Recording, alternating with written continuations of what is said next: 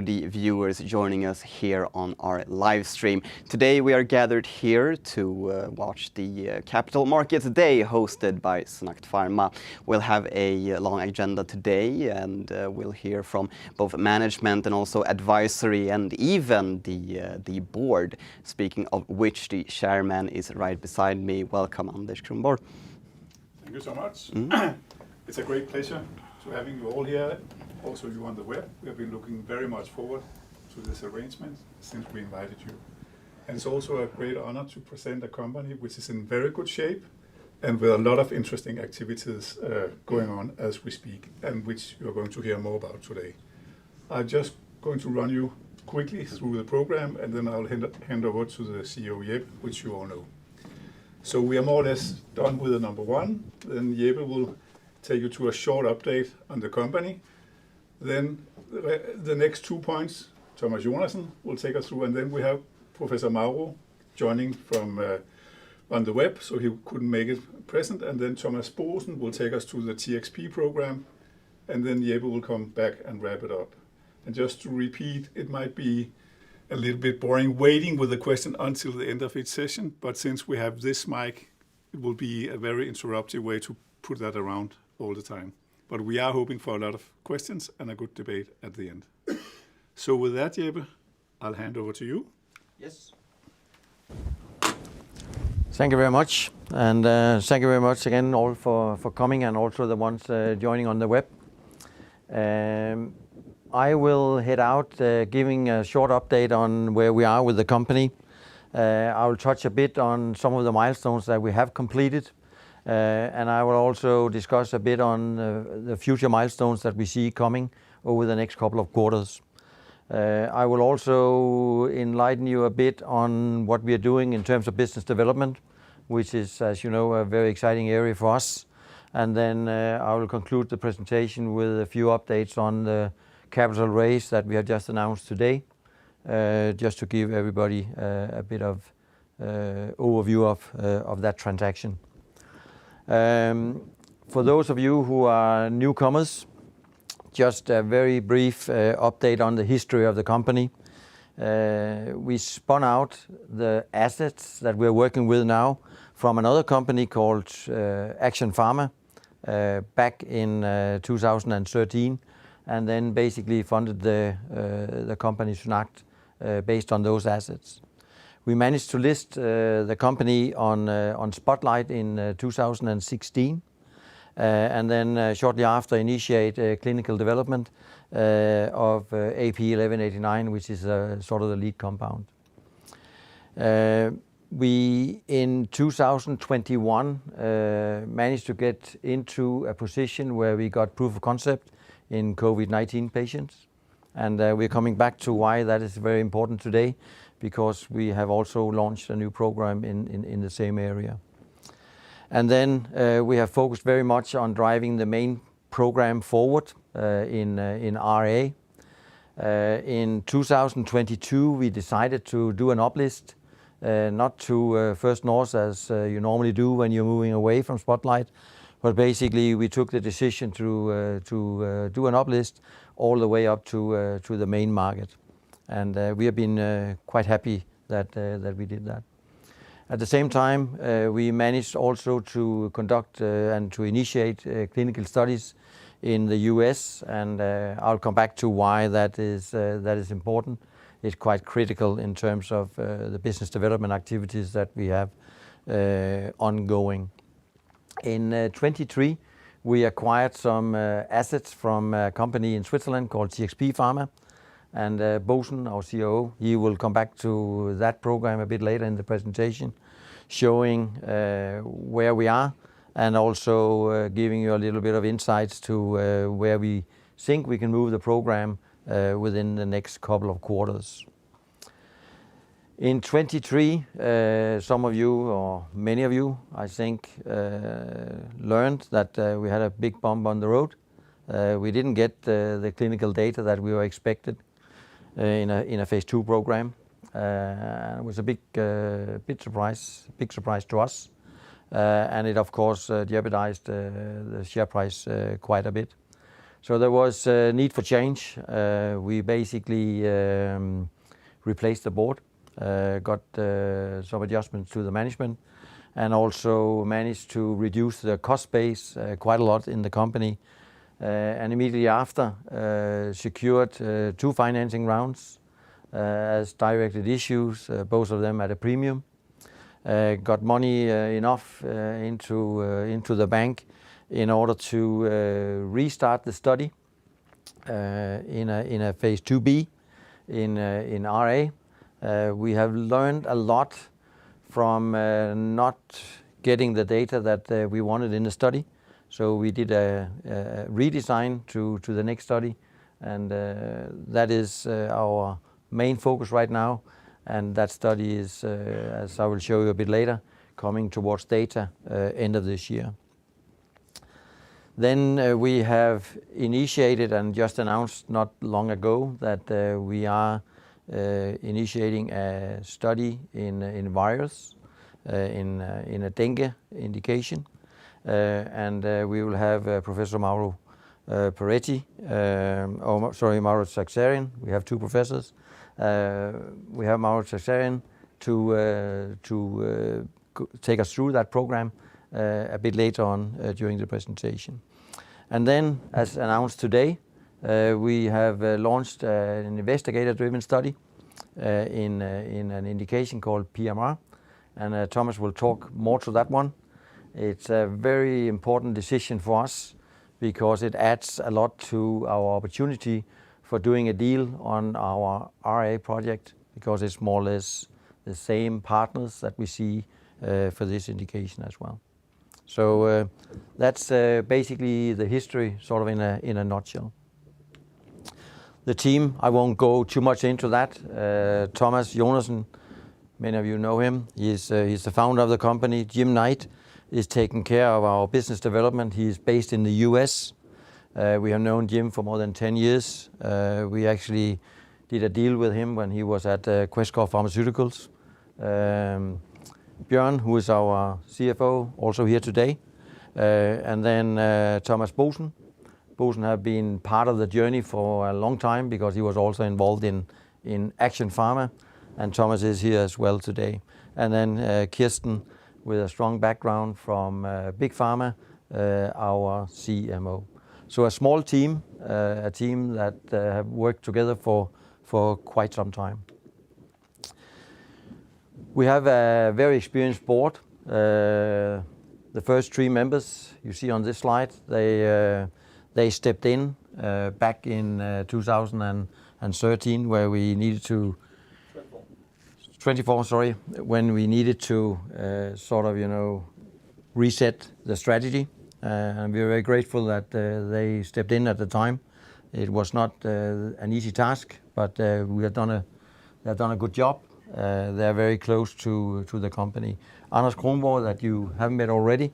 Anders has a background from, amongst others, Leo Pharma, where he's been both the CFO and also the CEO. Sten Skyby, former chairman of Novo Nordisk, also been for quite some time the CEO of other Danish big company called Coloplast. And then Sten Sørensen. Sten is here today as well.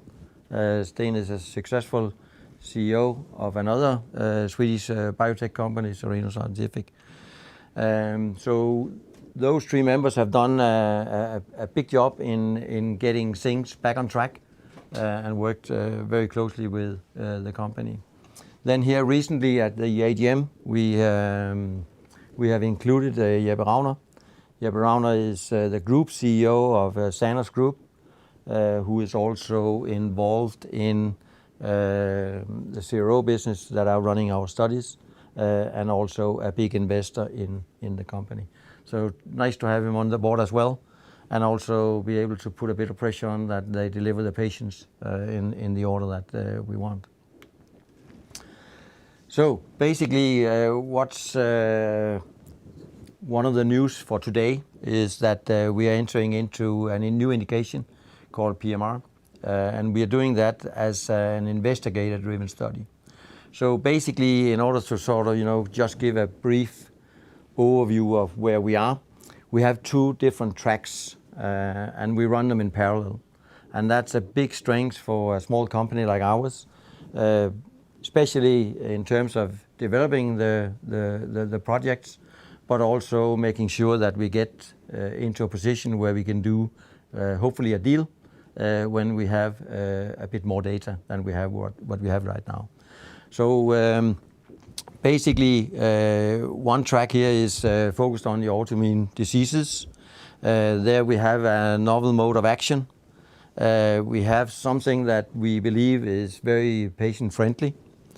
We have, as said before, we have an ongoing study in RA, where we are going to include 240 patients. And we can say that that study is recruitment-wise on track and on plan. So that's nice to be able to say in biotech. And then, as said before, we are going to focus in an investigator-driven study on PMR, and we will come back to that a bit later in the presentation today, what PMR actually is and why it fits really well into the RA indication that is our lead program. And then we have the other track, which is in the viral infectious, and there we have launched the dengue project, which we believe is going to be an important one as well. It is a huge indication. It is an indication which is a big problem in certain countries, and we have established a nice collaboration with local people in Brazil, and managed to get this study up and running very quickly. We are waiting for recruitment. We need to see the next epidemic come into play, which we expect will happen in the autumn. So a very nice track, a very interesting path, and potentially also a path that could develop into other indications as well, into the same area. And with the money raised today and basically yesterday, we will have a bit more freedom. It's also an area where we believe that there's good opportunities for soft money, and we have a couple of applications ongoing. So with more money in that area, we could do a lot more. We will get back to these investigator-driven studies during the presentation today, but in short, those ones are small studies, but conducted in a way where it's relatively low cost to do such a study. We're talking about 5-7 million Swedish in order to do a complete investigator-driven study in a phase 2. So it's a very interesting way of doing supportive clinical development, and definitely an area that Big Pharma is looking into when we discuss the lead project. Strategy executed in Q1, Q2. Yes, we got the RA study into action, and we, as said before, we're on time. We have completed 2 capital raises, both of them at a premium, raising around 110 million Swedish, and we have done it in a way where the cost base on raising those money have been very low. And then we have, as said before, strengthened the management with Jeppe on the board as well. Looking ahead, we plan to report on the RA study end of the year. So within the next not many months, we will have data, hopefully positive data. We will initiate the study in dengue, as said before, and then Boessen will later on today explain what we are going to do with the compounds from TXP. They are basically ready for phase 1 development, and we will initiate that as soon as we can. Some of you might remember that project actually had been sold once before. It was acquired in an option to acquire agreement by Questco Pharmaceuticals some years ago. But for different reasons, they were acquired. We managed to get the project back, and therefore we are now ready to take it into phase 1 development in some very interesting indications as well. And then full focus on PMR, get that off the ground, and then a lot of focus on business development, and I'll come back to that a bit later.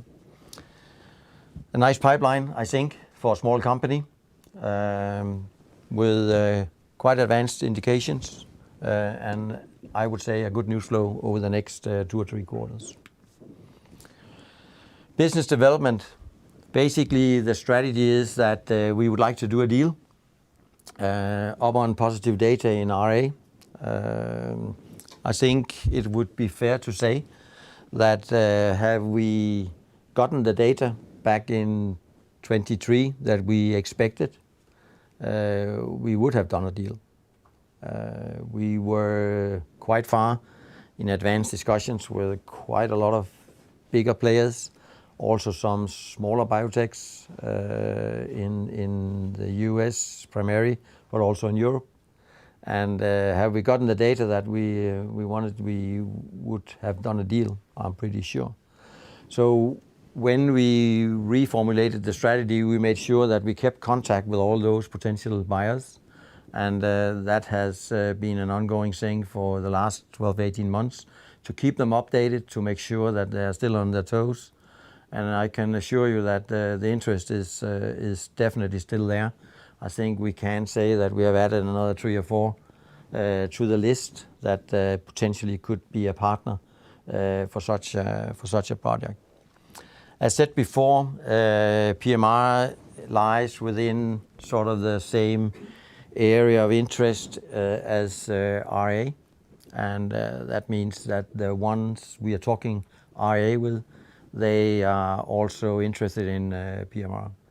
And it will be fair to say that quite often in those discussions, it has been suggested, why don't you go that way? So it is our idea, but it's quite stimulated by partner discussions that we have had in the last couple of 18 months. Dengue virus, we have ongoing discussions with local partners. I think there's a reasonable chance that we can do some sort of a deal in the autumn.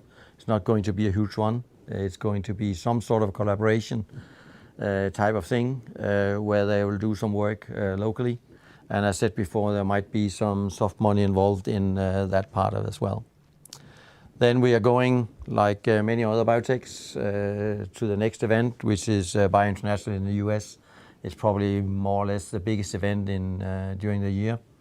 And we are going there 4 people. And Jim is currently busy setting up the meetings. I think we have more or less 35 meetings confirmed already. So a busy week. And then we have 3, 4 partnering events rest of the year that we are focusing on. So I think when we get the data, we should be ready. I think it's fair to say that the team have done a number of deals in the past. So I think we are sort of reasonable dressed for getting to the table. As announced yesterday and this morning, we have conducted a directed issue thanks to some very supportive existing investors. Hunter Capital, Sanders, Ringberg, Jonas Schild, and other investors as well. I would say that we have been very happy to be able to do this. We have done it at a small premium as well, with good support from these people. And then we have managed to establish a credit line provided by Hunter Capital. We have done that at a very low cost structure, no collateral, no obligation to withdraw on the loan, and that the loan is valid until end of 26. So I think all up a nice financing that sort of, I believe, will create some stability around the company, because we have 18 months to do a lot of work without thinking too much about financing. And I think actually those 65 plus what we have in the bank now will take us definitely to the end of 26, probably a little bit into 27. So a nice position to be in I think what can be described as a slightly difficult market. So one of the main reasons for taking and applying this model is also to create some sort of a strength on our part in the business development discussions. We will sit at the table, hopefully in Q1, a bit more safe and a bit more confident talking to Big Pharma. They always have sort of, the question, how much money do we have in the bank? And now we're in a nice situation. So I think we are well dressed for taking up those sort of discussions. That sort of concludes a little bit of an update on the company. I know it's a little bit quick, but basically where we are. Thank you very much, Jeppe. So I was curious, you mentioned a lot of deals. Could you tell us more of what you sort of imagine those deals to be? What sort of deals can you strike? Yeah, it's a question that we get quite often from shareholders. Are you selling the company, or are you doing a licensing deal, or what are you doing? It's difficult to say and predict, but I think ranging from full acquisition to maybe option to acquire is probably the span, and then you have everything in between. A licensing deal would be a nice one as well for SynAct.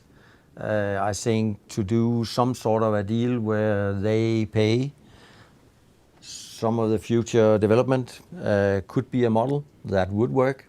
So I think we will keep an open mind. What we have learned from past experience is that different companies have different ways of doing deals. But as I said before, I think we are reasonably prepared for taking those discussions. And of course, in all interest of all shareholders, we need to make sure that we do the optimal deal. But sometimes you also need to take it when it's on the table. I think adding PMR is going to make the dealing easier and more attractive for the buyer because they can see that there's other indications. They know that already, but they can see that we have taken the first steps. We might be able to produce some data that we can support the discussion. You did also mention local partners, local deals. Yeah. Are you looking for the same thing there, or something else? We have considered different kind of regional deals. I think that if we end up doing something in that line, it might be on the virus project because that sort of fits in and doesn't jeopardize the bigger deal that we hope that we'll be able to do mainly on the RA. Today's press releases were regarding mostly financing, the credit facility as well as the directed shares issue. Let's begin with the credit facility. You mentioned that it was to a lower interest rate than the market rate for other biotech companies. By how much? Yeah, I think the deal structure in total is an attractive one. We have had good discussions with Hunter Capital and good understanding of where we are with the company. They're also a main shareholder. So they have a good understanding on where we are and what we need. We have looked into other options that has been available, also with bigger amounts, but I think that this model fitted in with the company very well. And I'm very happy that we were able to do this in conjunction with a directed issue as well. The press release mentioned that the current financing paves the way for financial runway all the way until the end of 2026. What sort of milestones and achievements do you expect to reach by then? Yeah, basically our main focus is that we need to get the RA study completed. We need to do that end of this year. So that's sort of the main one. And then we need to show progress on the dengue project and on the PMR to show that we are there. And then hopefully that we will be able to do some sort of a deal or be in sort of deep discussions when we hopefully get the right amount of data. We'll now open the floor in case anyone has any question from our live audience. No. All right. Yes, one question. Maybe we come back to polymyalgia rheumatica, PMR. I'm in no way an expert of this disease, but I think it's a tricky diagnosis with a lot of variation with the same patient and between different patients. So any study needs to take account for this huge difference between different patients. Yeah, we agree to that, and it has been into the consideration from the very beginning that this variation is big. But I think Thomas will show you a bit more about what we are focusing on and what sort of endpoints that we hope that we'll be able to prove. I think why we go that way is also closely related to that we have learned a lot over the years with the compound from the other studies that we have done. So we think that there's a really nice window for what the compound actually can do. So, but let's get back to that a bit later when we get deeper into that part of it. And we'll now hand over to Thomas Jonassen as we head to more about Resomelagon. Well, thank you.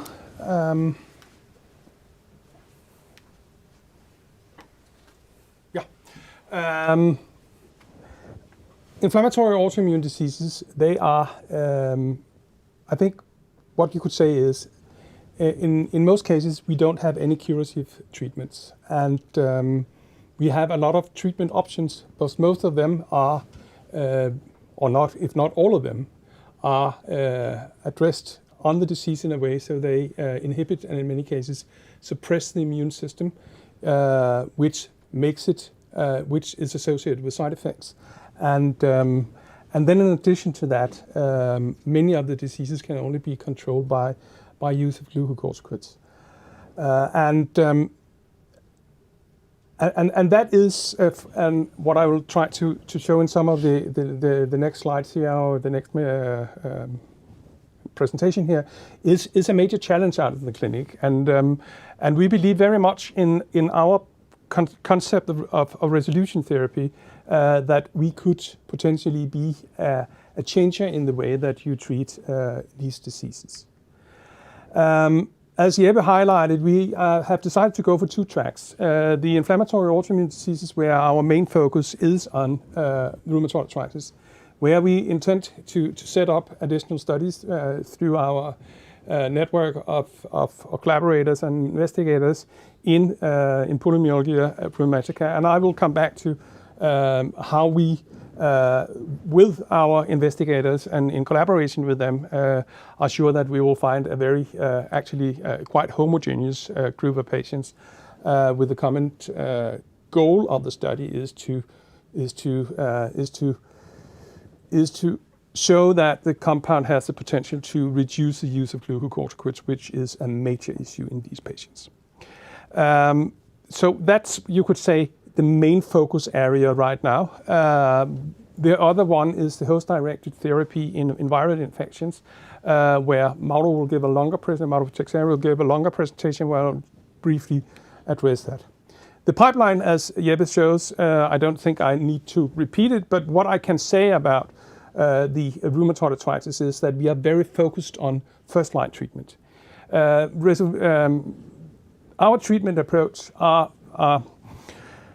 are developed and are very feasible and very attractive way of treating active inflammation, meaning that early intervention in rheumatoid arthritis, potentially you could go into flares, meaning exacerbation, at later time points.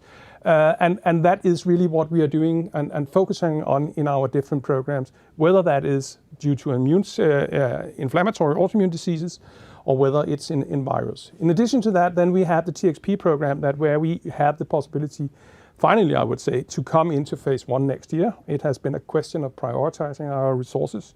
But we have a clear ambition to complete the pharmacology program so we can be phase 1 ready next year. Thomas Boessen will come more into that, but basically you could say that it's a treatment that could be developed for in-hospital treatment, and thereby you could say in those patients who would benefit more for more aggressive IV treatment than for tablet treatment, as we have with Resomelagon. So next slide, inflammatory diseases, rheumatoid arthritis, polymyalgia. I will come into that. We also had a program in nephrology. It is in a rare indication, very rare disease, idiopathic membranous nephropathy, and we have decided to continue recruitment within the sites we have open without putting extra resources into that, but simply to see how many patients we can get in that in the end would benefit for the overall pipeline development. We started the development in rheumatoid arthritis some years ago, and I'll come back to that in a little more detail. But what we learned from the development so far was that this compound should be given to patients who have active disease, and most attractive way is to do that is to go in early.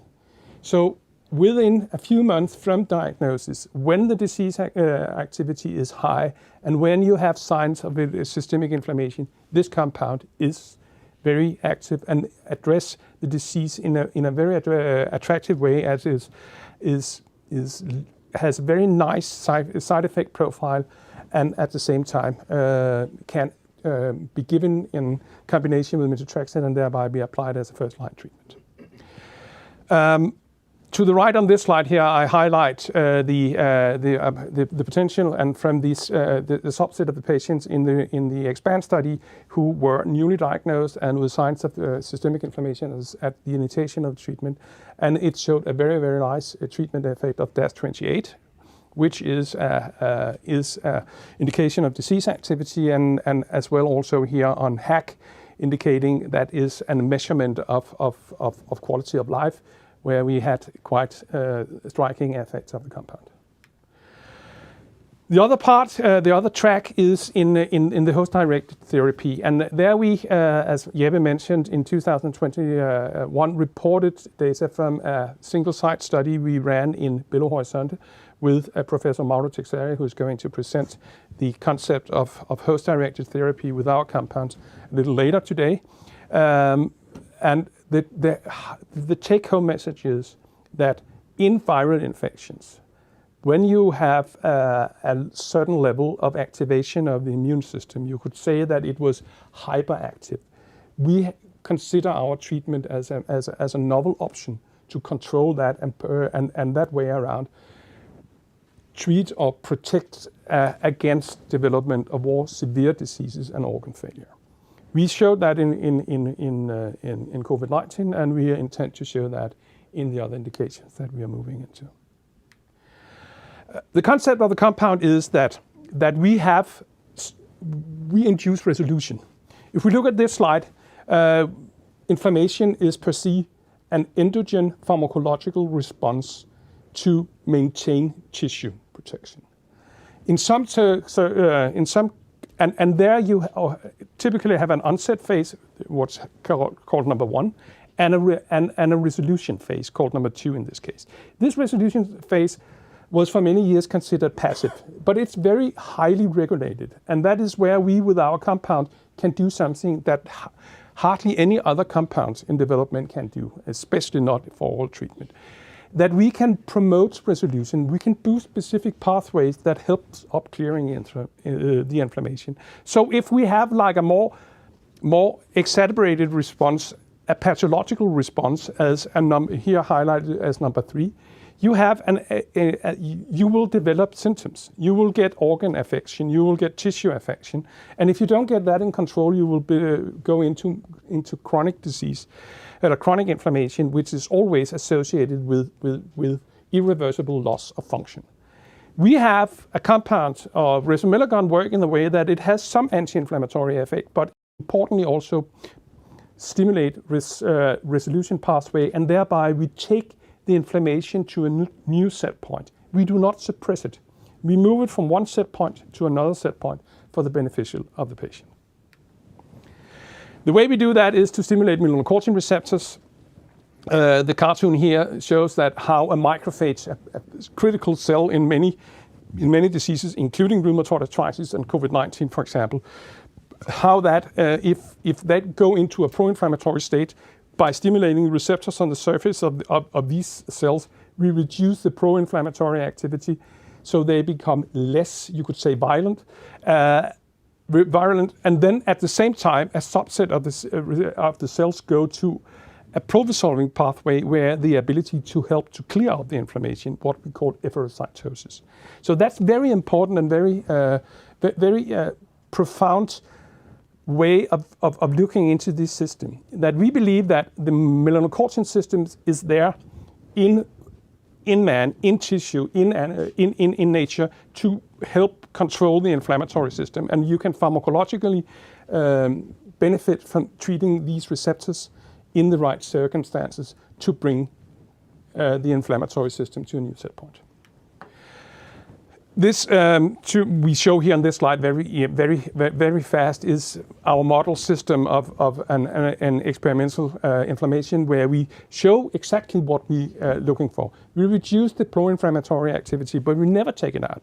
We get less neutrophil influx, we get less release of pro-inflammatory cytokines, and we importantly what we are showing down to the right, we boost these pro-resolving pathway by having the ability to clear up the neutrophils and thereby bringing the disease to a faster recovery, to a new state of balance in the immune system.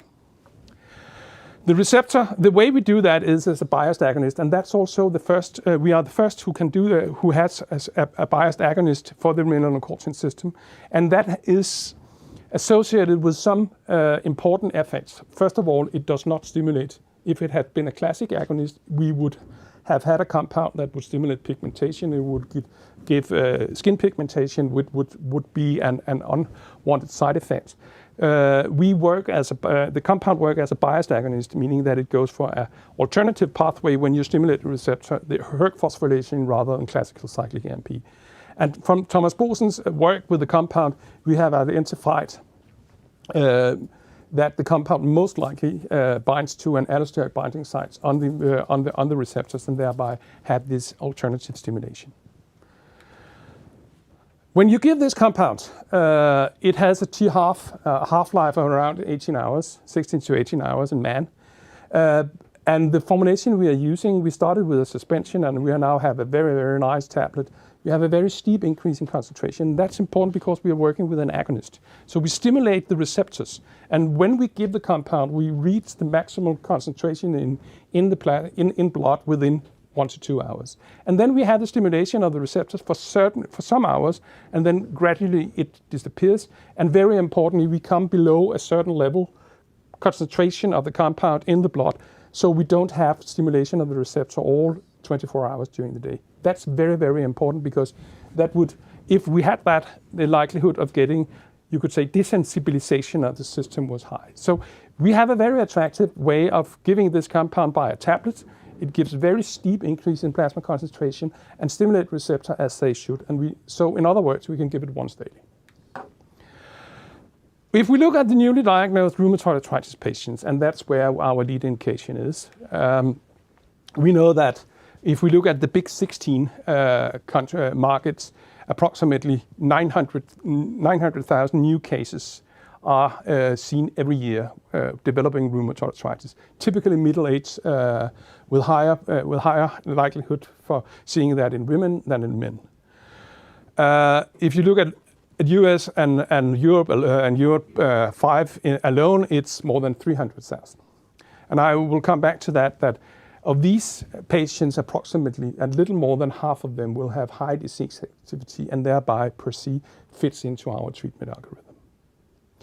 It's also expected, and we know from Western lifestyle and so on, that the number of patients most likely will increase over the years. So it's estimated that more than 1 million patients in a few years will develop rheumatoid arthritis every year and potentially then go even higher in another 15 years from there.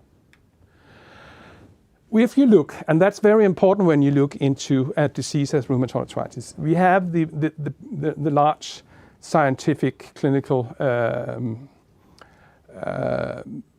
societies, the European Rheumatological Society and the American. And they, every second year, come with guidelines to how to treat rheumatoid arthritis. And this is from the 22 version of these guidelines, European. And target is maximum response as fast as possible and as safe as possible. That's the target for treatment with rheumatoid arthritis.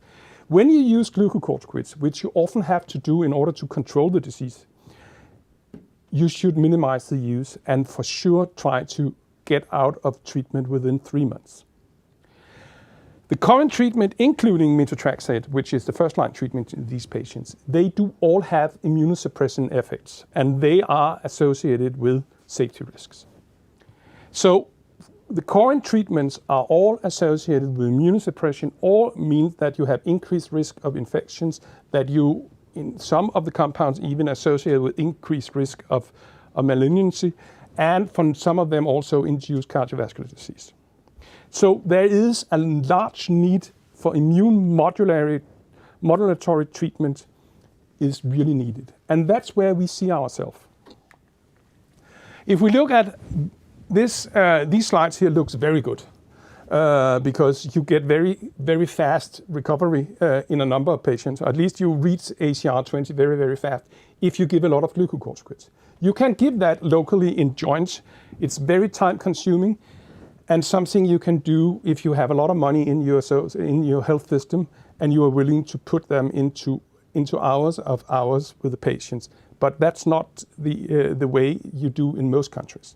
So the problem is that you can't expect that even the most aggressive treatment will get disease control within what is defined for from the guidelines to be within 3, max 6 months. And you will in many cases, you will end up giving glucocorticoids, and when you have given that for a period, you can't get out of that again. And importantly, the biologics, the TNF blockers, and so on, their side effect profile is to a degree that you can't apply them as first-line treatment. So, and this just to say, we hear that it's a competitive market, but and yes, there is a lot of programs in development. But if you look at all the phase 3 programs, they all are, you could say, have the same profile and as the already existing compounds as they have the potential to induce immune suppression.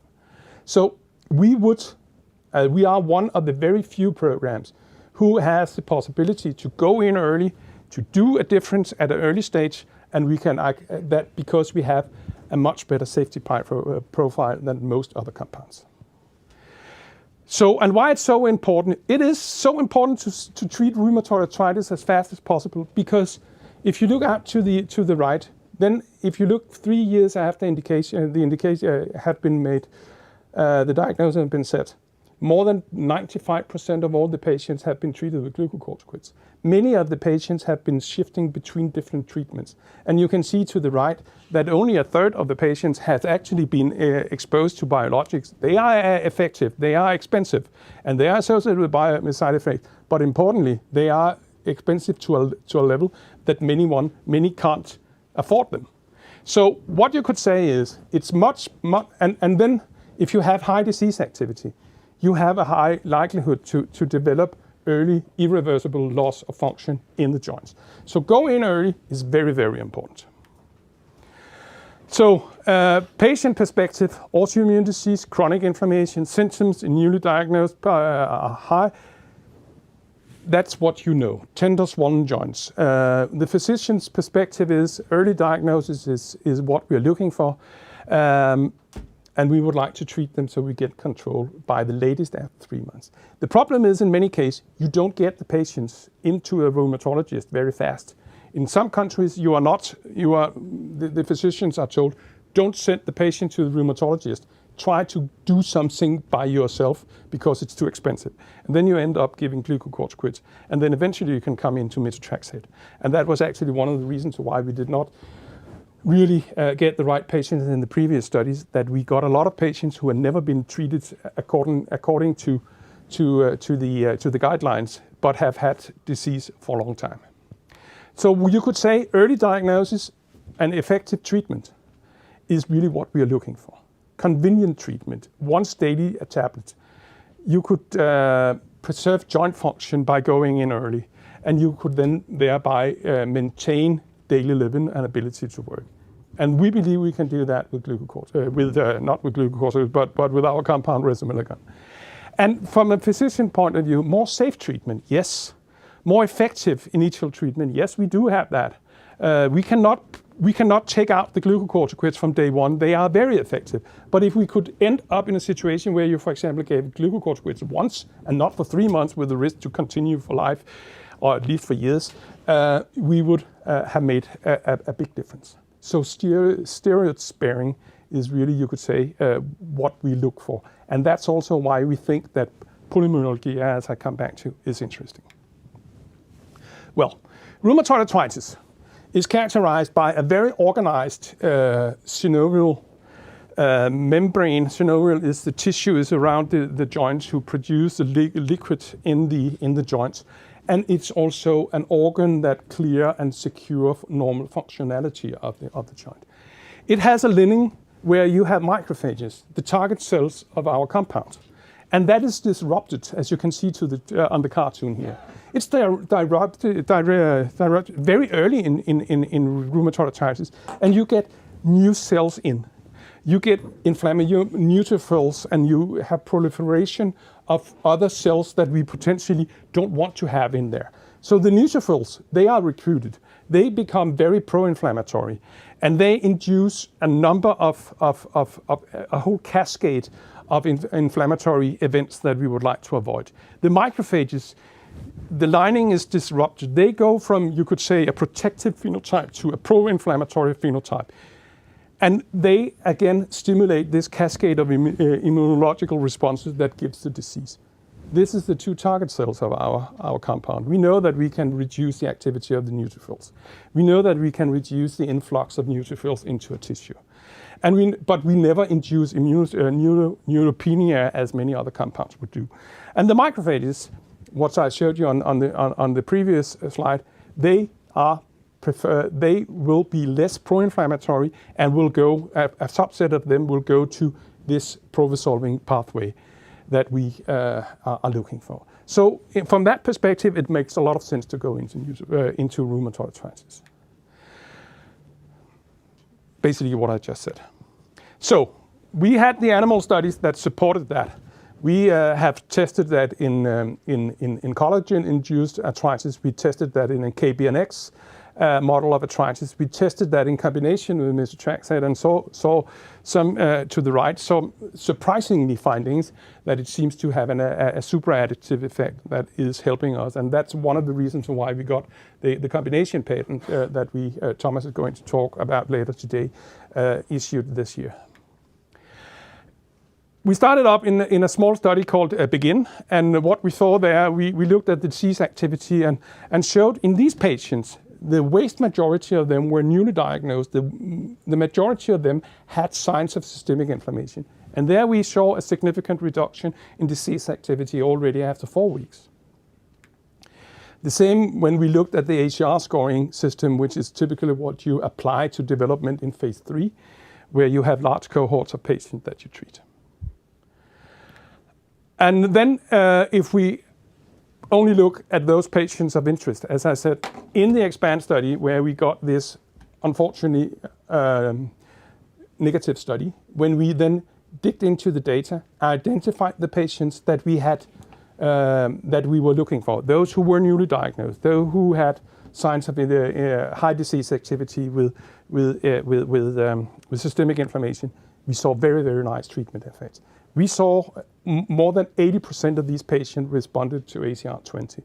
We saw that the disease reduction in disease activity was much higher on active versus placebo, and we saw that both with DAS28 and with CDAI. And in all these patients, we gave this as you could say, in combination with methotrexate, meaning that we gave it completely according to how it should do if you follow the guideline. Then, when you then look at the patients, approximately more than half of the patients newly diagnosed do have high disease activity when they are diagnosed. These patients, and the vast majority of those patients, do have signs of systemic inflammation. That's not as to say that you cannot not find increased CRP as indication of systemic inflammation in patients with moderate disease activity. But I think that right now we are focused on those with high disease activity, where we had this scoring system, the DAS28 and the CDAI, and that is what we are, how we are recruiting our patient together with a CRP outside normal range. And so if you look at the market for these patients, it's approximately half of what you see there. And then you can make the calculations down and say, how big is the market? Well, market penetration of half the patient, 25% of that. And then you can discuss the price of a compound like this. But if you take a third, like, for example, the JAK inhibitors, you still would, from a business perspective, have a very, very attractive business case. So just to put it into the current guidelines, you fit very, very well in as first-line treatment when we start with methotrexate. We would also fit into a setting where you have started to treat with methotrexate for a few months, that you still have high disease activity, non-responders, CRPs are still outside normal range. You could potentially also find these patients. We have decided to go for first line because that's logic, that you could avoid a lot of the later patients, and that's where we are right now.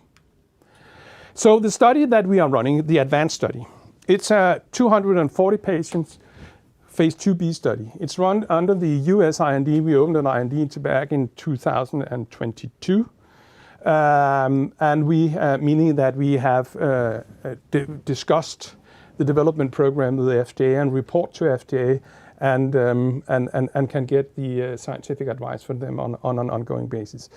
What we are doing here is that we have set this study up as a classical dose range study on sites in US as well as in Europe, including sites in Denmark, and that we give the compound in combination with standard methotrexate treatment with up-titrating of methotrexate to 20 milligram over 3 months. And then when we come to glucocorticoids, they are only allowed as rescue medicine, meaning that after the first 4 weeks dosing, if you can't control the disease, the physicians are allowed to do that, to give glucocorticoids to potential disease control. From the previous study we have done, we know that when you do that, the use of glucocorticoids are very limited. So this we really look very, very much forward. We are using DAS28 as the primary readout because, again, US FDA recommend to use this, not the AHR score, for dose response studies, simply because if you should use a yes/no response as the AHR scoring, you would need extremely big groups in order to find relevant difference between groups, different dose groups. So it makes a lot of sense then to follow the guideline to use the DAS28, and that's what we are doing. And that's, by the way, also what the European authority, EMA, would like to see in phase 3. We initiated the study last year we filed the CTA. We had the first patient in November, and we are now recruiting according to plan in collaborating with our CRO.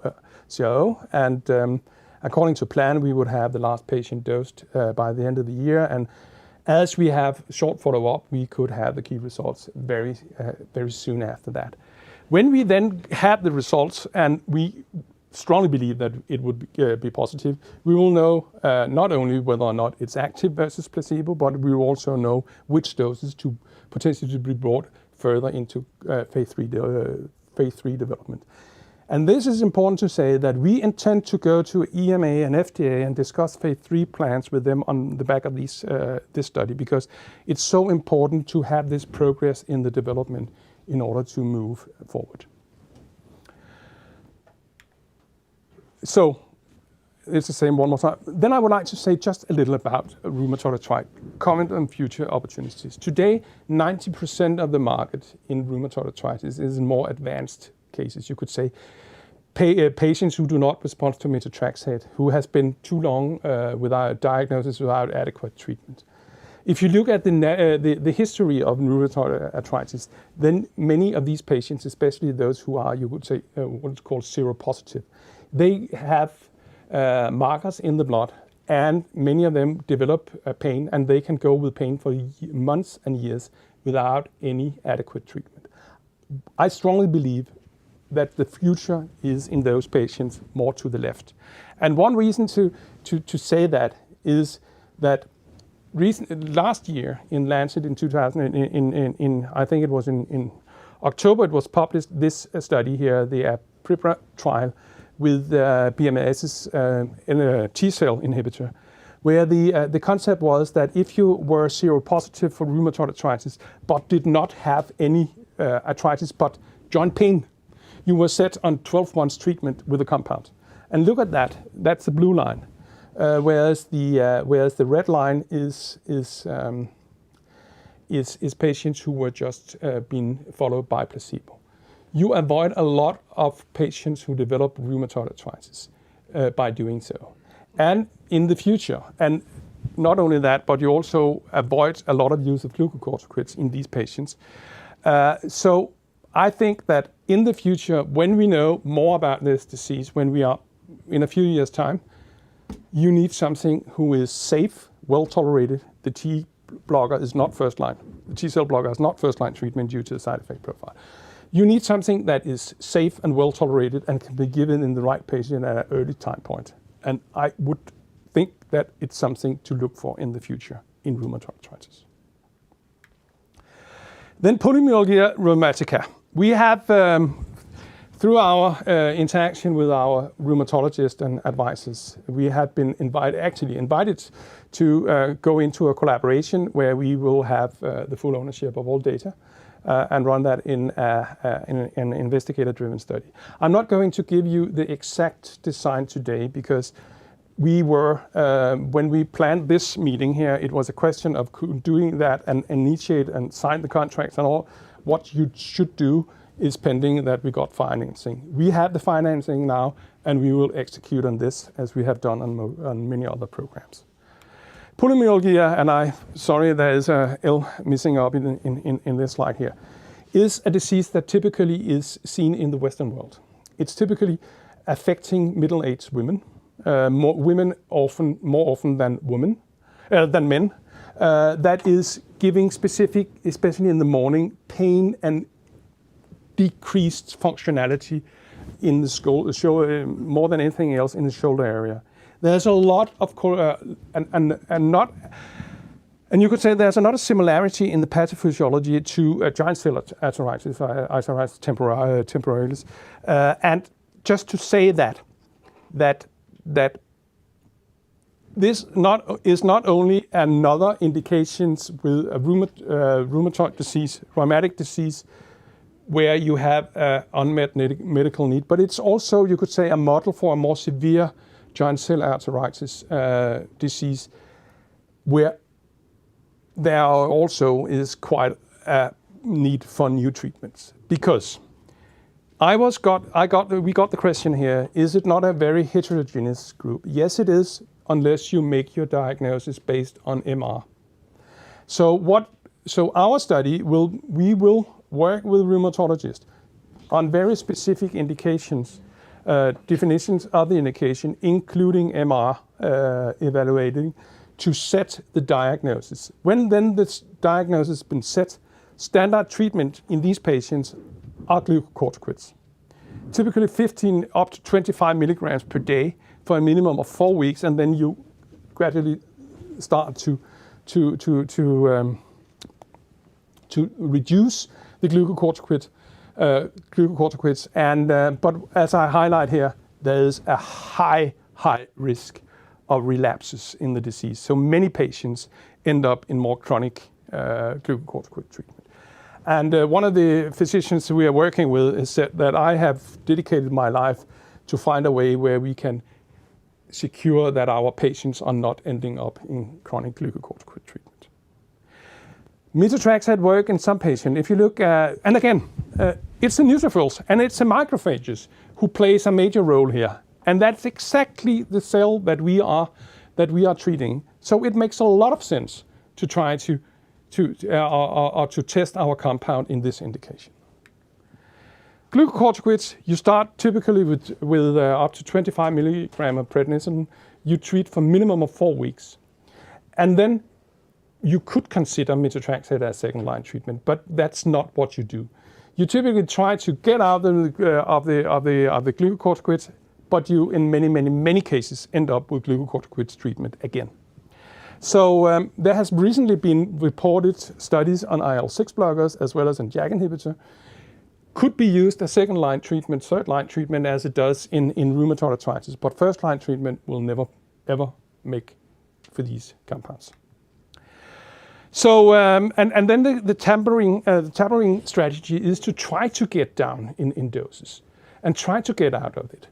But you end up in that, in the short, even if you go for a 12-week study, as we intend to do, you will see that a significant fraction of the patients that you have tried to take out of glucocorticoids will develop symptoms, and you simply have to give it glucocorticoids again. If we can combine our treatment with glucocorticoids and significantly reduce that, we could go directly in as a new first-line treatment option in these patients, and that is the whole idea of running the program. So basically, this is all what a drug should be able to do in polymyalgia, and I think we fit into all of those. So I think it's logic what we are going to do here, and we will, as soon as we file the clinical trial application, update you on the exact design of the study and also on timelines. But the clear intention is to have the study up running with active recruitment this year. And again, as for rheumatoid arthritis, we fit very, very well into the treatment guideline as first-line treatment, as well as, you could say, semi-second-line treatment after initial glucocorticoids treatment. Good. And then it's actually, I would give the word to Mauro Teixeira, who has been... You will do that. That's good. Yes. There are some questions first, I believe, for you. But thank you very much, Thomas, for the presentation. I think I'll sort of begin with asking you about the parallel tracks that you're currently taking. From a scientific point of view, since you're the Chief Scientific Officer of the company, what sort of challenges are you facing with running parallels, and what sort of rewards are you expecting? I think the challenge is that we would always like to do more than we have money to do and manpower to do. But besides that, I think that with the collaborators we have, and also with the limited staff we have in-house and the CROs we are working with, we are in good hands. Mm. And I think they are fit very, very well into each other. And then, of course, you can discuss the development potential in them, but I think it's high in both of them. In the treatment of RA, you mentioned that it was a highly competitive market where you have an USP in sort of attacking it early. And I'm curious today, with the current sort of treatments towards that are available today, when are patients usually starting to get treated and diagnosed, and when would it ideally be? Yeah, if in rheumatoid arthritis, if you follow the guideline, it's very, very clear saying that you should, as soon as you have symptoms of rheumatoid arthritis, you should be sent and get the diagnosis. And when you get the diagnosis, if you have moderate or high disease activity, you should start first-line treatment. First-line treatment is, unless it's not tolerated, methotrexate. And then the guideline opens for the possibility to, you could say, use glucocorticoids for a short period to get fast symptoms relief, because methotrexate typically has to be given for at least, you depend a little, but at least some weeks before you have efficacy.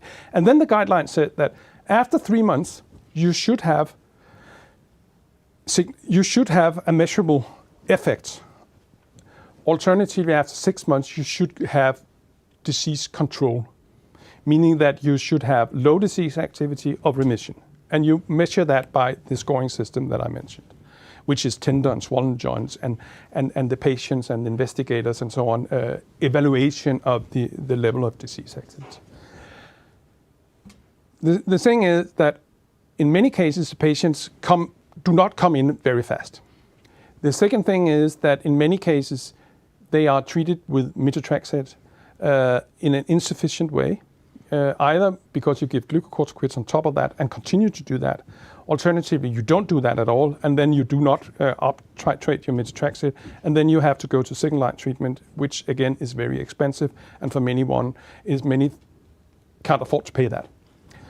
So the setting is find the patient early, treat them early, and in that case, give them our best opinion. What we are going to prove is give them methotrexate and Resomelagon, and forget about.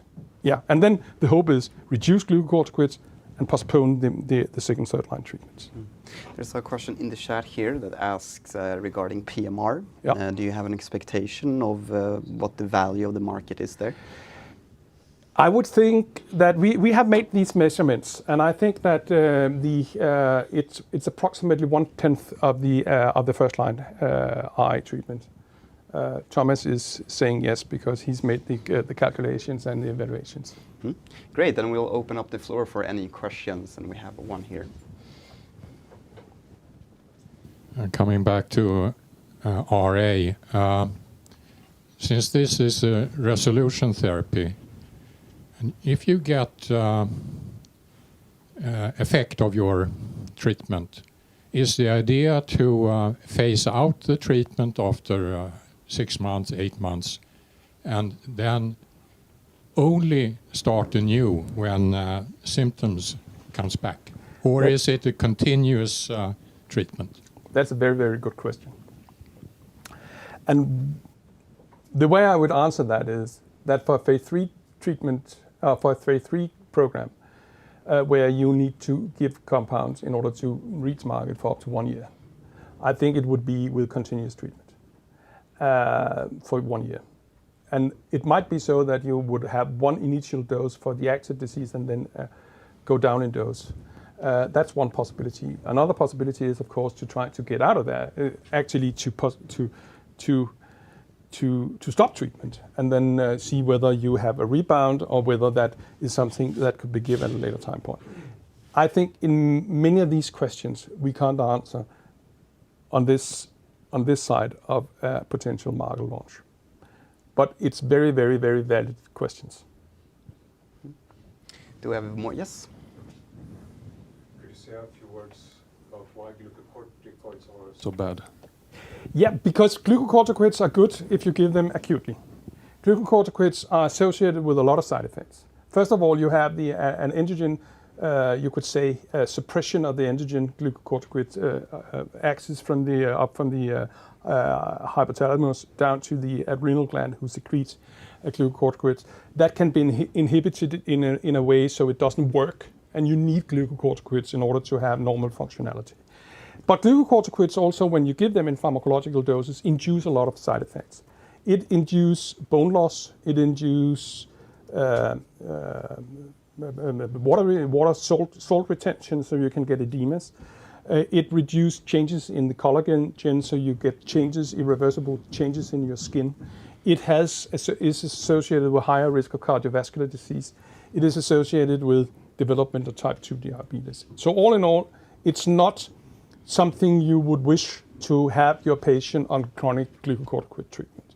And that's why it's so important to stay for short treatment as possible and avoid them if you can. Yes, we have 2 more questions. This question is a bit premature, but this study is limited to 240 patients. How big do you think a phase 3 needs to be, and will you succeed in having only one phase 3, or will you have to do 2 phase 3s? I think when it comes to sizing, we have 240 in this patient in this study, and that is based on that should be sufficient to see significant treatment effects. and potentially discriminate between different doses by using the DAS28 as the primary readout, and also a feasible size from a safety perspective. When it comes to phase 3, I think the best way of answering that question number one is, what have other companies done? For the JAK inhibitors who have been developed for first line or where phase 3 have been conducted for first line treatment, it's 350 to 400 per patient per group. Then a question, of course, is how many groups you would have. But so that would be, in an ideal world, would be 1 dose of active, 1 dose of placebo, 800 patients. Next question, whether we should go for 1 or 2 questions, study would probably be a question that we could answer when we have had the next interaction with FDA and EMA, but most likely 2. Also to build up sufficient safety database. We had one more question in the back. Do I need a mic? Yeah, since RA is more, women are more prone to RA, is the disease more severe for them? And did you look at any effects, the difference between women and men during EXPAND?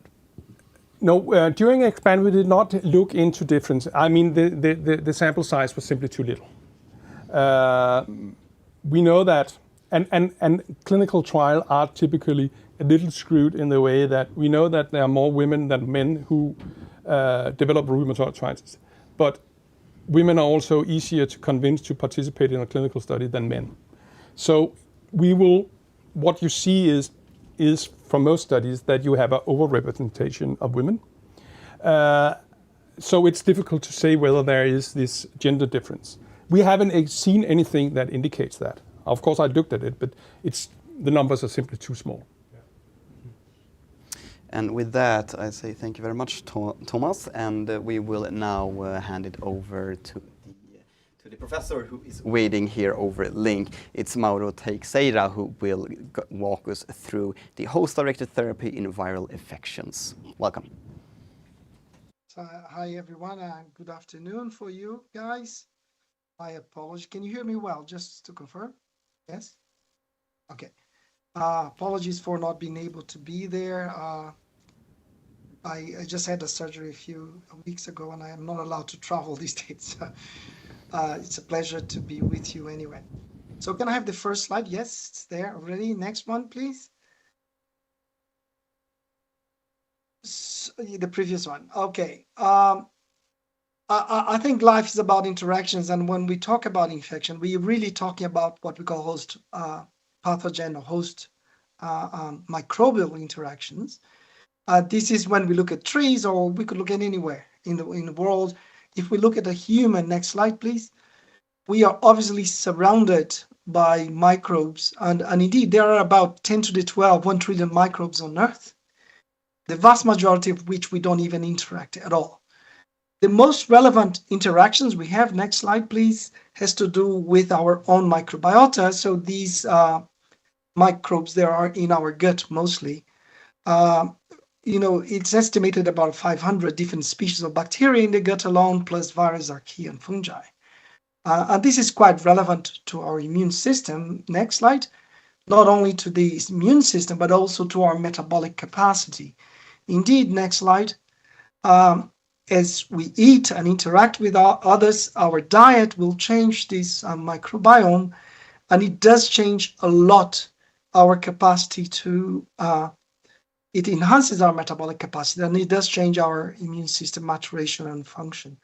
So there's a lot of being said and studied about this, and it creates a superorganism, which is us and our microbes, which is really necessary. This is what we call the physiology of the immune system. So we are ourselves and our microbes. Next slide. In contrast, when we talk about infections and human diseases caused by pathogens, we are actually infected by only about 10 to the 3 pathogens. So it's actually 10 to the 3 pathogens over 10 to the 12 microbial species on Earth. So we are really quite good at actually dealing with infection. Next slide. And as I said, physiology of the immune system has to do mostly with our resident microbiota, the microbiota that's in our gut, that changes our immune system, it matures the immune system, changes T cells, B cells. But, next slide, we are interested here in the 10 to the 3 pathogens that actually cause infection and eventually disease and death. So I think COVID got everyone scared about that. So everybody thinks of the relevance, but it's all part of a continuum of interacting with the microbiota and then interacting with the pathogen. So it's not something that infection is separate from this overall interaction. That's why I wanted to mention that. So as we get infected, next slide, you will see on the left-hand side, when we have a productive interaction with a pathogen, there may be infection. Our immune system response to infection is the production of mediators of the inflammatory response that will lead to the acute inflammatory response that will contain infection, prevent it from spreading, and it will also instruct adaptive immunity. And the combined action of containing infection, adaptive immunity, next slide, there will be a control of infection, eventually decrease of parasite replication, death of the parasite, of the microorganism, next, and then we tend to return to baseline. So, and indeed, next slide, if we don't have a properly working immune system, as we see in HIV, for example, or in cancer treatment, we are not able to mount an acute inflammatory response and we die of infection. So these are frequent causes of severe infections and opportunistic infections. Next slide. Okay, now this is the good side of inflammation, and indeed the good side, and that's what we think the immune system was created in first comma for. It does contain infection. It does instruct the adaptive immune system. However, that same acute inflammatory response to infection will actually cause disease, right? So fundamentally, next slide, we have a situation here that the immune response that is generated to control infection actually causes disease. So our hypothesis is that disease results when these mediators of the inflammatory response are inadequate, which could be a lot of things. Insufficient, as we see in HIV, excessive or misplaced, as we see in sepsis, altered different mediators, as we see in different diseases. So there has been a lot of work, next slide, and to suggest that, can we find out which are the good mediators or where they should be produced to control infection and separate from the inadequate response, so that we may be able to block this inadequate immune response and favor the good immune response. Obviously, this is easy to say, but if you look at single mediators, this is quite challenging, especially because it's not easy to mimic human infection in animals. So the idea is that we want to find molecules from the host that are relevant for the disease, and we want to block those, but still allow protective immunity to occur. So next slide. This is something that we have worked a lot with in the last 2 decades, and the concept of generating these anti-inflammatory response, anti-inflammatory drugs to infectious disease has gained not only experimental evidence, as already reviewed in 2010, but more recently, next slide, shown by COVID.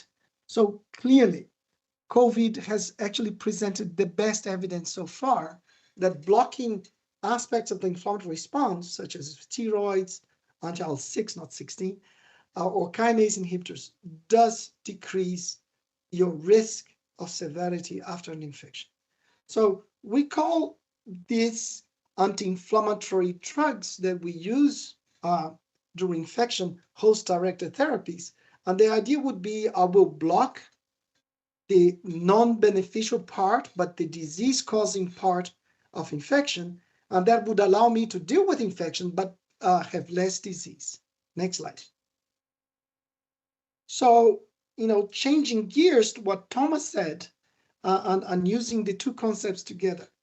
Now, as I mentioned, it's very hard to find individual molecules which go wrong in different infections. So can we actually use a different concept, which is the concept of a resolution of inflammation going wrong during infectious disease and trying to make it go better, right? Can we give pro-resolving molecules during infection in such way that we tend to normalize the immune response, not prevent it completely, but make it in a better way. You know, immunologists tend to say modulates the immune response. I think it's a good word because it doesn't mean that much. But the idea being that I do not want the part of the immune response that causes tissue damage. I want the part of the immune response that deals with the infection. So what is the place there is for resolution pharmacology in that space? Next slide. And I will obviously talk about Resomelagon or AP1189. I will use these two names interchangeably. Next. So it pretty much, we start looking at that during COVID, and this is a model of beta coronavirus infection in mice. You know, as you can see, for example, in the left-hand side bottom, if you infect mice with this beta coronavirus that resembles human SARS-CoV-2, there will be disease, there will be cytokines, and there is viral application. If you give compounds such as, if you give AP1189, if you treat animals, and I want to make sure that we always show that every time that we do these experiments in mice, we are doing it as a post-treatment, right? Because this is what real life is. You don't think you will get infected, you take a drug. You are infected, and then you're treated for the infection with an antiviral, antibiotic, and then what we're suggesting, an anti-inflammatory drug. Okay, so treating with AP1189 clearly decreases the histopathological score, it decreases the cytokine score. Next slide. If we go to a model of SARS-CoV-2 infection in mice, you know, it's not ideal because you're expressing a human protein. It's not really SARS, it's not really COVID, it's only pneumonia in mice. But even then, you treat after disease onset, you clearly have a very marked inhibition of tissue inflammation and damage without a major effect on viral hosts. So I think there are two major messages here. We are not interfering with the ability of the host to deal with infection. We are decreasing inflammatory damage to the lungs in the case of these animal models. So based on these experiments and based on a lot of evidence we had before with the role of inflammation in infection, we conducted a small trial, next slide, in humans with COVID. So this was the Resolver 1 study. It was a randomized double-blind placebo-controlled trial in a hospital. And we asked patients that were severe enough to be taken to hospital, how long would it take me to remove oxygen from them? So these were patients needing oxygen to keep a saturation of oxygen above 93. And they would receive AP1189 or placebo, and we would follow them for 28 days and see what would happen to my capacity to remove oxygen from them, and they would be at saturation of above 93 at room air. Next slide. So these are patients clearly needing quite a lot of oxygen. You know, at this time, and it was a phase 2 study, a small study. We were not really looking at those already in ventilation, but those individuals severe enough to be needing oxygen, but and not that severe that they would need intubation. Next slide. But clearly in these individuals, if you compare blue with red on the right-hand side, they tend to remove oxygen much earlier, the blue compared to the red. And because you remove oxygen earlier, they tend to go home earlier. So, in fact, patients on placebo took about 6 days to have their oxygen removed, whereas AP1189, I could remove oxygen on a median of 4 days. And as far as hospitalization, there was a 2-day difference in hospitalization, which means a lot when you have all your hospital beds filled up with patients, right? So next slide. If we try to understand, what AP1189 was doing, it clearly decreased D-dimer levels. All of these patients were already in steroid use, so there was no change in cytokine levels systemically. But if you look at the cells, PBMC cells infected with SARS-CoV-2, AP1189 or Resomelagon could actually decrease quite significantly the production of cytokines ex vivo from human PBMC. So next slide. So this result is actually the first one ever to show the ability of a pro-resolving molecule to significantly have a positive effect in a human infection. In the case of Resomelagon in COVID, there was a significant reduction in time to respiratory recovery without any major treatment-associated adverse event that limited the efficacy. Next slide. So what I want to try to convey to you in the next few slides is that the beneficial effects of Resomelagon on viral infection extends much beyond COVID-19, right? I will show you briefly some results on influenza. It's also an infection of the respiratory tract. It has received a lot of spotlight recently because of the risk of H5N1, which is still in birds, but it has the very large potential of spilling over to humans and causing a major epidemic. So next slide, we've conducted experiments in animals. So if you're infected with influenza, it all depends on the dose. I'm not actually entering any detail. There is weight loss. Some animals do die. The inoculum was such that was very severe. About 50% of the animals died. And this was associated with a marked infiltration of leukocytes in the lung. If you treat with AP1189 from day 2 of infection, you clearly see a marked inhibition of the inflammatory infiltrate. There is no prevention. Inflammatory infiltrate is there. It's just modified, and weight loss is decreased, and the severity is decreased, and fewer animals die. Changing gears a little bit. Next slide. So moving away from the lung, as I mentioned, influenza is the lung. We've done quite a few studies with arboviral infection. The terms arbovirus comes from arthropod-borne virus, so virus transmitted by arthropods, by insects. And the two major ones are dengue and chikungunya. Next slide, I'll try to show you a little bit about dengue and chikungunya. Dengue is been increasing a lot in the last 70 years, but mostly in the last 20 years. There are now over 3-4 billion people, or half of the world population is at risk. About 10% of the population is infected every year, and about 100 million cases are actually clinical cases of some significance. The problem is the infections occur in 2-3 months, and that actually causes so much havoc to the health system that pretty much prevents any health system from working when there's an epidemic. It doesn't mean that there's a high death rate, but when you calculate death rate over 400 million cases, so you can actually see the impact of the disease is very, very large. Next slide.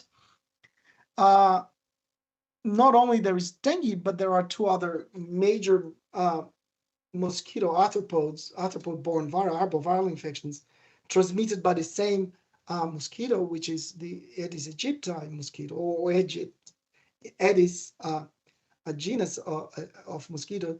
So there is Zika, which generates a lot of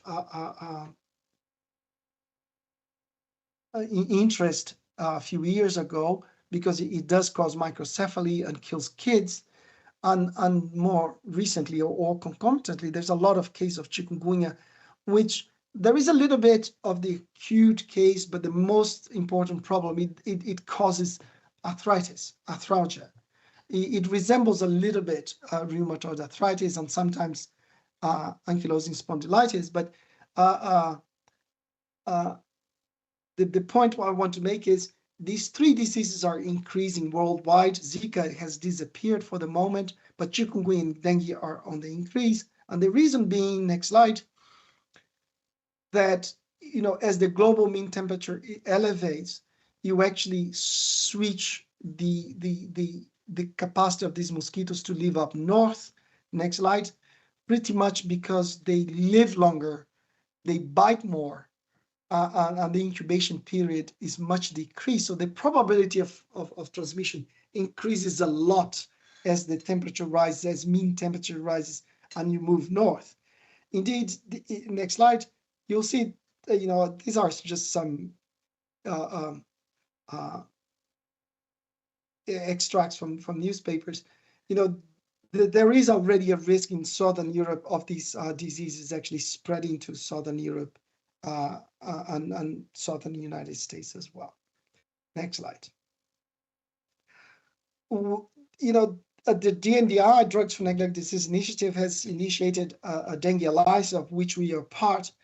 I mentioned this because, as we were discussing before on rheumatoid arthritis, there's a lot of doubt on how to develop drugs for dengue, how to do the clinical studies, which are the patients, how do you do a phase 2, how do you do a phase 3, and so the whole dengue alliance has been doing that for the last 2 or 3 years, and we've been very involved in trying to dissect the best way to move forward with finding out how to do these dengue trials. Next slide. And the concept for dengue, chikungunya, and even Zika is very similar to that of COVID, in which there is an initial febrile phase in which you probably will treat with antiviral drugs, followed by an inflammatory phase that actually causes the severe disease, that actually causes death. That will be manageable to anti-inflammatory drugs or these host-directed therapies that would allow patients not to be hospitalized and not to be to suffer the severe consequences of the disease. Next. Experimentally, we've shown that AP-LEDF89 shows efficacy in animal models of dengue. It's better in the next slide, please. For example, if you look on the platelet levels, it's a very important marker of disease. Dengue will cause thrombocytopenia that's associated with vascular permeability changes. If you treat with AP-LEDF89, you will see there is a reversal of that thrombocytopenia as compared to control animals. You also see that inhibition of cytokines by human PBMC infected with dengue. And it's quite interesting that in dengue, you tend to see an inhibition of dengue replication, probably because the virus needs an inflammatory stimulus to replicate better. Next slide. You also see beneficial effects in chikungunya. Chikungunya is all about pain. It's all about arthritis that lasts about 2 years. You can mimic some of that in animals. So if you infect animals with chikungunya, on your left bottom, you will see in the black dots that they will have chronic pain. And if you treat with Resomelagon, 10 milligrams per kilogram in green, you will have a reversal or inhibition, a complete inhibition of that pain associated with chikungunya. Next slide. Not only you decrease pain, you do that without changing the ability of the host to deal with the viral infection. So this is a very important thing. Pro-resolving molecules such as Resomelagon are not immunosuppressive for viral infections. They are not. This is very different from what you've discussed with anti-TNF and some of the kinase inhibitors. Next slide. Again, in chikungunya, treatment with Resomelagon will decrease infiltration. In the middle, you see very clearly associated with chikungunya infection. It decreases the cytokine response without changing the viral load, and this is clearly associated with a clinical benefit, at least in animals. Next slide. So I think the major message I would like to convey you is that treatment of Resomelagon has clearly clinical benefits in the context of COVID, and this is actually beyond the effects provided, benefits provided by glucocorticoids. But it's not only about COVID. Protective effects, at least in animal models, are shown for influenza, dengue, and chikungunya. And this is what we are trying to study now in dengue patients, as Thomas mentioned earlier on. I think that's the next slide is the final one. Thank you for the attention, and happy to take any questions. Yeah. Thank you very much, Mauri. I'll open the floor directly to any questions from our audience. Yes.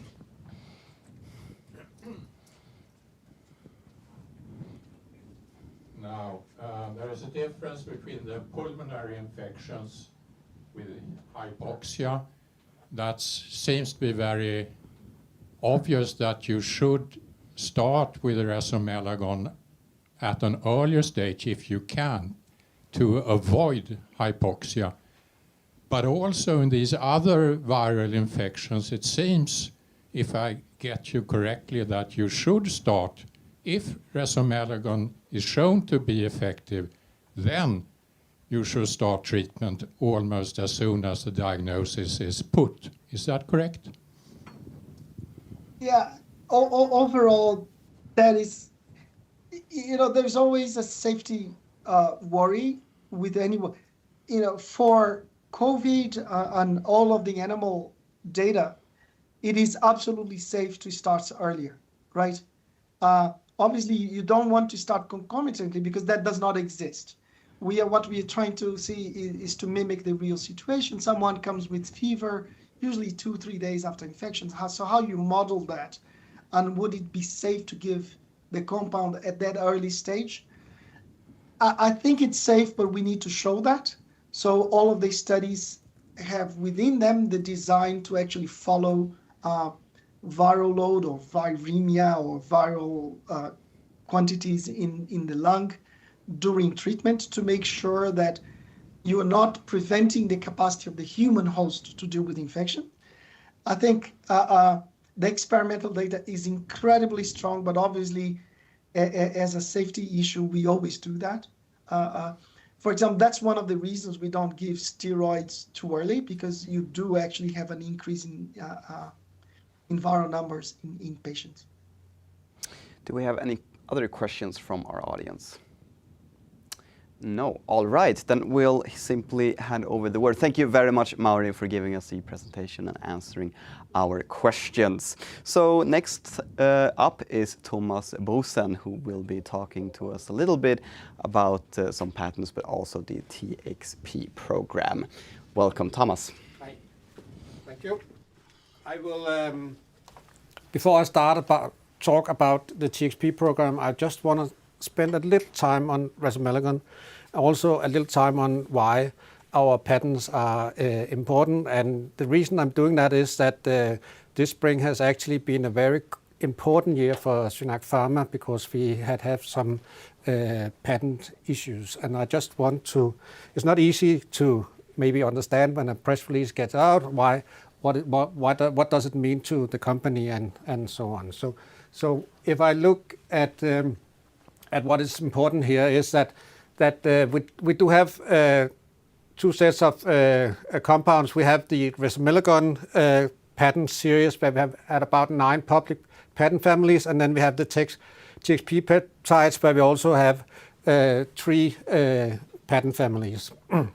And I believe that we have a very strong patent position in TXP, in SynAct Pharma. And what is important here is to understand that the patents, it what gives us exclusivity on the market. Thomas talked about how big the market is, and that means how much value will be in the future when and if this compound gets launched on the market as a drug. And this is a very generic curve here, where you see there will be a market entry, and there will be some competition when people find out what that is, and then at the end there will be generics coming in, and then you'll lose some of your market potential as well. And what you see down here is that we have patent protection here up until the end of this, and then we can and that will define when the competition and generics comes into the market. What we can do here is that we can extend this period. And this is what we can see from what we have done now. I just show you here, this is just to show that the revenue is getting bigger. But what we have seen here from in March is that we have gotten I talk more about that, a patent on our crystals. And then we have another patent which is in Europe from our formulation. And then we have a patent that is the use patent, where we have use of Resomelagon in combination with methotrexate, which is important in the RA, as we have seen, and then a press release here in May on that we got extended time, which means that we have actually moved the brown bar, as you see at the right there, it's actually got quite extended a lot. So it's a lot of value that we are adding to our programs by doing that. And what it is, our strategy is that we have our asset AP1189 here in the middle. It could be a peptide or so, and then we have some layers of protection. So we have what we call the composition of matter patents. Those are the most important because they are specific to the compound or the salts and so on that we have. And then you have other layers on top, which is the use patent, such as the combination with methotrexate in RA. And then you could have also later on a process patent and so on. And the point is that it's not allowed for our competitors to infringe any of these patents during the period where we have exclusivity, which means that the more patent layers we have, the more difficult it is for the competition to get into the market. So that is the strategy, and this is what we are pursuing. And just to show an example here with the crystal form patent and why we believe that is very, we call it a pivotal patent family. And we had this first patent issued in the US, is that you can actually do kind of a fingerprinting of the compound here that is unique to that specific crystal form we have and we use in our patent. And almost no matter, you can actually, but in almost all cases, you whenever you mix, you can find that fingerprint. So if people are using that same crystal, they would be infringing our patent. And that's a very, very strong patent to have, because no matter of the use, you are not allowed to use that crystal, because we have the exclusivity on the market. And that actually, as we have written in our patent, in our press release, is extending our exclusivity until 42. And that is going to be quite important when Jeppe and we others are going to discuss with potential partners, because they will look at that market potential there at the end. And this is just to update you on the patent before I go on to the TXP. And I don't know if this was a quite surprise, but maybe there are some questions to that. I don't know. Yes, because we're on also the topic on Resomelagon before we head into TXP. Yeah. But first of all, how did you decide on this patent strategy, and has it been validated? Yeah, that's important, because patent is obviously good to have exclusivity on the market, but it also means that you give out information that you only possess. So it's kind of a trade-off between society and the inventor, that you give something and then you get something back. And sometimes it's not good to go out and get a lot of patents early on, because you want to have extended time on the market. And therefore it's a delicate way to do a strategy there. And we're not doing that alone. We are working together with a company in Denmark called Højberg, our patent attorneys, and they also have an office here in Stockholm. And they have a strong network of agents around the world, including US, where we have Baker Hostler that are representing in the US. And we do have a discussion in that network about the specific strategy that makes sense on each country, each market and region, and so on. And then we have also had it validated by, when we do due diligence, people go in and look at our patents, but we have also done it ourselves, gone to some of the biggest law firms in the world actually, and had them to evaluate and give us a second opinion on our patent strategy, and they are very much aligned with what we are doing. On the topic of Resomelagon, there's also been a question from a viewer that I will address now. Yes. In Expand, you concluded that CRP levels above 3 is needed for Resomelagon to work optimally. Using Resomelagon would decrease CRP levels, right? So if so, what happens to the effect if CRP drops below 3? That is, I guess, Thomas to help Sure. on that, I think. Okay. Yes, we use CRP as an indication of active inflammation, and it's a good question, and I think it falls back to what we discussed half an hour ago about the long-term strategy for the compound. In this study, and what we also know from what we already have done, is that it's important when we start that we have signs of systemic inflammation.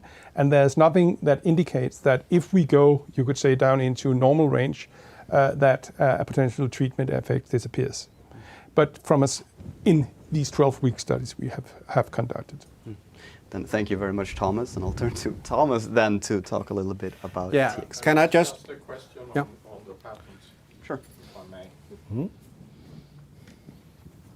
This may not be relevant, but on blockbusters with a crystal form, there are some specialized companies that creates amorphous substances with the aim to round the patents. What's the situation if that were to happen here? Yeah, so that's a very relevant question, and the thing is that we have done a lot of investigations into this, and we have characterized a lot of crystal forms, crystals at different salts of the patent of Resomelagon, and included that in our patent application. So what we have done now with this specific patent is that we have carved out the most important to get the strong protection around that, and then we have the rest that we are still processing in our patent execution or processing with the authorities. And for the acetate salt that we are working on, we have seen 3 forms, and the one that we are using is the most stable form. We have also, I can say, looked into long-term stability and so on. So we think we are in a very good position.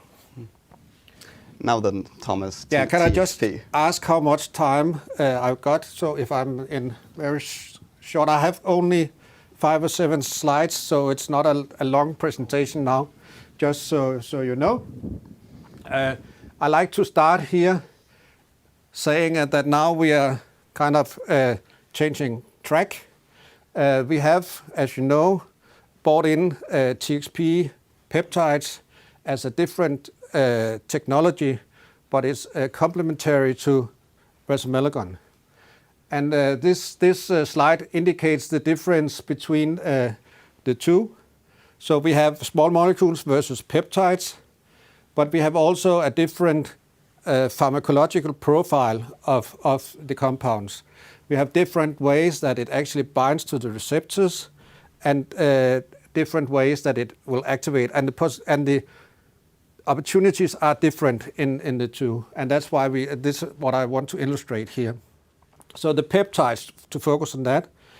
So the endogenous hormones in the body, the one that activates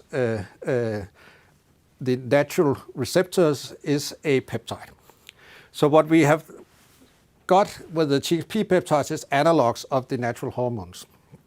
The important thing that is that we have modified these peptides with a technology that we call branched amino acid probes, BAP, and those, as I will show in the next two slides, modifications actually are improving the pharmacological effect and stability of these peptides. So the TXP peptides, the aim for this is to use them first of all in intensive care, as Thomas was referring to have what we call an IV, intravenous injection. You could also do subcutaneous SC injections. So it's different way to administer the peptides as opposed to the small molecules where we have an oral. Peptides is difficult to administer as an oral compound because our stomach is actually built for degrading peptides and proteins and so on. Good. To move on, just to save time, I just want to show that that we have data showing that we get increased affinity to the receptor when we modify the peptides with BAP and also better potency. This is measured in vitro here, and you can see the different subtypes. So you have melanocortin receptor 1, 3, 4, and 5 here, and you can actually see that for instance our compound TXP-11 has a better binding affinity here, lower number than the natural endogenous peptide, and also better than a modified compound here that is actually marketed as a drug at the moment. On top of that, also the effect, the pharmacological effect of the peptide is getting better because you get a higher activity actually of the compound with when you do the modification. But what you can see here also that it actually differs across the receptors, and that is quite important. I'll get back to that later on. So here you can see that we have also tested that the peptide compared to the natural endogenous peptide is actually more stable in human serum when we do the BAP modification. And that is actually what gave us the very good patent protection, is that we have higher efficacy and we have better stability. And what can we use this for, and why is it important? So activating the MC1 receptor or MC3 receptor, as we do with Resomelagon, even if it's the other pathway, the orthogonal pathway, will give some of the effects of the melanocortins and be helping resolving inflammation, as we see with Resomelagon. So it's basically the same biological or pharmacological area that we're working in, and Thomas and Jeppe has worked before with a compound in Action Pharma called AP214 that was taken into phase 2 clinical trials with a cardiac surgery. And we know quite a lot about this type of biology and also clinical data from similar compounds. And what's important here is that when you do big surgeries, such as a cardiac surgery, it could be other big surgeries, is all very often associated with a organ failure or maybe even death or after that. So you can have dysfunction as well. You see that in the kidneys where you can have acute kidney injury after surgery, and that is in up to 50% of the cases here. And then you can have atrial fibrillation in a wide range, and also the acute respiratory distress syndrome, as we see with the COVID, and stroke. So these are very serious effects that a lot of people experience after a big surgery. And the point is here that you can go in, treat, at least data has indicated that you would go in, treat with a melanocortin agonist, and then prevent some of these effects. And you do that in intensive care. And that fits extremely well to the administration route that we have.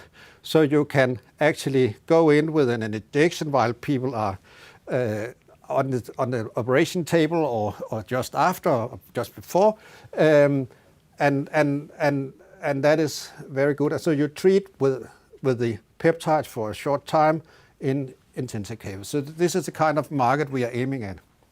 And you can say we have talked about that before, and we have selected TXP-11 as our lead compound because it's the one that has been mostly characterized, and where we have actually moved it into our preclinical tox studies that will enable to go into man, and we got a very good, you could say, safety profile. This looks like it's way beyond what we need for a pharmacological effect in man. And what we have also done is that we have done the full development in CMC. So we actually have formulations, and we know a lot about the compound, the stability of the compounds, and we know that it can be the formulation we use are stable for several years. So we don't have a lot of, manufacturing issues with this compound.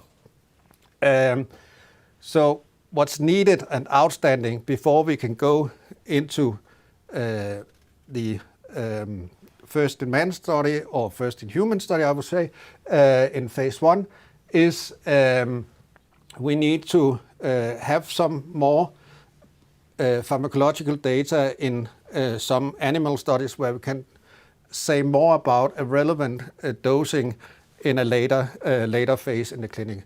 That's a requirement from the authorities, and we need to demonstrate that without any doubt, with positive controls and so on, in some animal studies. And this is what we are working on, to get a sound data set. It takes time because some of the models are complicated, some of the models have a long duration, and sometimes when you go out and work with people, they have difficulties in actually demonstrating the control compounds are working. And if it doesn't work that way, then we cannot use the data on our own compound, because we need to have sound data. So we have reached out to a lot of people. We are working with the collaborators, with our Mauro Teixeira in London, and his team around that, and also with Mauro Teixeira that you have just seen. He is also working in models where we are testing the peptides, and we have been working with commercial CROs and setting up models with those. This will eventually lead us to a first-in-man study, and that study is going to be a study where we go in healthy volunteers. We need a single ascending dose, and then we need multiple ascending dose for a longer period to cover. It's not a long period, but you have to cover the time in the ICU unit, so you actually can demonstrate that this compound will be safe for the patients. And then, of course, you need to know something about if you could change doses during the time, depending on how how the surgery affects the immune system and so on. So that will be my last slide, but I will say that as Thomas and Jeppe has alluded to, we are well on our way. We have good collaborators, and we are pretty sure that we can generate all this data that we need to have in place in order to file a clinical trial application as we have indicated. Thank you very much, Thomas. As we're a little short on time, I will simply say thank you, and we don't really have time with a Q&A, so instead I will hand over to Jeppe here, who will give us some closing remarks in regards to today's Capital Markets Day. Thank you very much for your patience and for listening in. I think I should have a slide here showing a short of a wrap-up. It's not coming. All right, but I can do that anyway. I think what we have sort of tried to address today is a status on, exactly where we are. With the RA study, we are on track. We will get data at the end of the year, hopefully good ones. Then the main aim is to do a deal. We have launched the PMR as we have discussed today. I think it complements really well the RA setting, and it definitely complements the deal structure that we would like to make because it fits in with the potential partners. As we have said and explained, we have raised additional funds so that we are fully funded for the whole 2026, probably a bit into 27 as well. Thanks to supporting investors. We still have developed further on the investor base. We are now in a situation where we have more than 15,000 shareholders in the company, so we are very happy about that. We can also say that we have worked hard, the team have worked hard on getting a new homepage up and running. Use that one. We will fuel in a lot more information. I know you have gotten a lot of information already today, but we will try to communicate more as we have more programs advancing towards the clinic. So by that, I would like to say thank you very much for your attention. If you have any burning questions here at the end, then I will be happy to take those. Do we have any questions from the audience? Yes? Regarding the last presentation by Thomas, I will expose my ignorance. Are there already today melanocortin agonists on the market in order to prevent post-operational damages? So SynAct can be the first one with such a compound. Yes? Yes. The answer is for the audience. The answer is yes. We can say that there's no other compounds in that field targeting the same. Is there more questions from the audience? No. All right. Then, okay. Jeppe, thank you very much, and your whole team for being here today and giving us your Capital Markets Day. Great. Thank you very much for taking the time. Appreciate it. Thank you.